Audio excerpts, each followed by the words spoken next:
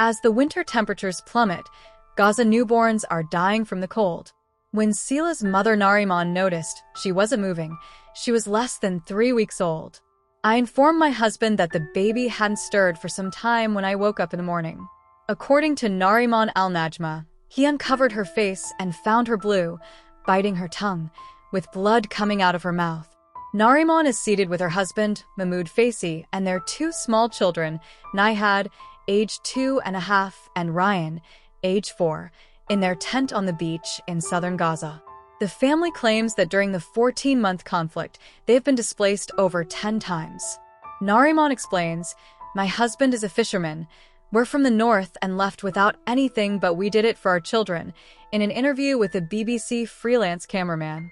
Israel forbids foreign media from traveling to Gaza and operating there without restriction.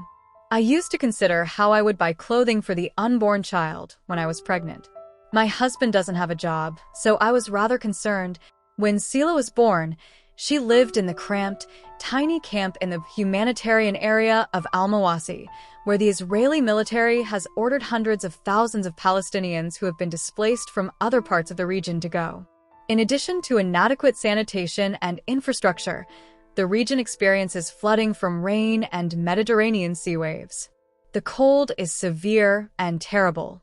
Mahmoud, Sila's father, adds, "We huddle together, curling up next to each other, all night long because of the cold.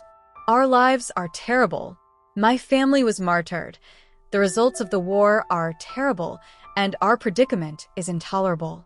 The Israeli military has regularly attacked al-Mawasi as part of its campaign against Hamas and other armed organizations in Gaza, even though it has warned residents to leave the area. Sila died as a result of the harsh conditions the conflict is forcing on civilians, even though she was not bombarded. In Gaza, where nighttime temperatures have dropped to 7°C, 45°F, she is one of 6 babies who have perished from hypothermia in the last 2 weeks, according to the local health authorities, who have also stated that the weather has ruined thousands of tents. The UN claims that Israel severely restricts the flow of food and other help to Gaza, exacerbating the humanitarian situation brought on by the conflict. Israel disputes claims that it is limiting help. According to Nariman, Sila was born at a British field hospital located near Khan Yunis. "I began considering ways to get her milk and diapers after I gave birth. Getting all I did was extremely difficult. I never imagined giving birth while living in a tent, in an extremely chilly and frigid environment, with water dripping on us. Water would seep into the tent and flood us. For the sake of the baby, we had to run out of the water at times," Nariman says. Nevertheless, Sila's birth went smoothly. Her health was good. "Thank God, suddenly, she started to be affected by the cold," Nariman adds. "I noticed she was sneezing and seemed to get sick from the cold, but I never expected she would die because of it." The director of the pediatric department at Nasser Hospital in Khan Yunis, Dr. Ahmad Al-Farah, stated that Sila had experienced severe hypothermia, leading to the cessation of vital signs, cardiac arrest, and eventually death when she was admitted there last Wednesday. Additionally, 2 cases were brought in the day before. One included a newborn who was 3 days old, and the other was younger than a month. In both occasions, the patient died from severe hypothermia, according to Dr. Farah. Babies are susceptible to hypothermia in cold environments due to their immature body temperature regulation system. According to Dr. Farah, the frequency of premature deliveries during the war has increased in Gaza, and premature babies are particularly vulnerable. Malnutrition also affects mothers, making it difficult for them to adequately breastfeed their children. Dr. Farah claims that the limited delivery of humanitarian supplies is another reason for the shortage of baby formula. Then another terrible case on Sunday. A second local BBC cameraman saw Yahya al-Batran outside the Al-Aqsa hospital in downtown Gaza.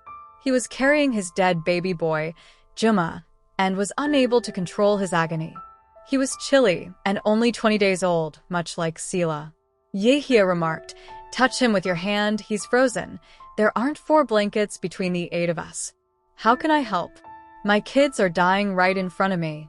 Edouard Begbeater, regional director of UNICEF, said in a statement on Thursday that these avoidable deaths laid bare the desperate and deteriorating conditions facing families and children across Gaza. With temperatures expected to drop further in the coming days, it is tragically foreseeable that more children's lives will be lost to the inhumane conditions they are enduring. Mahmoud, Sila's father, transported her lifeless body from Nasser Hospital to a makeshift graveyard in Khan Yunis while Israeli drones flew overhead. He excavated a tiny grave on the sand there. Mahmoud laid Sila down and consoled Nariman. Her siblings are worn out and ill. All of us are ill. We have colds from the rain and cold, and our chests suffer, Nariman explains. If we don't die from the war, we're dying from the cold.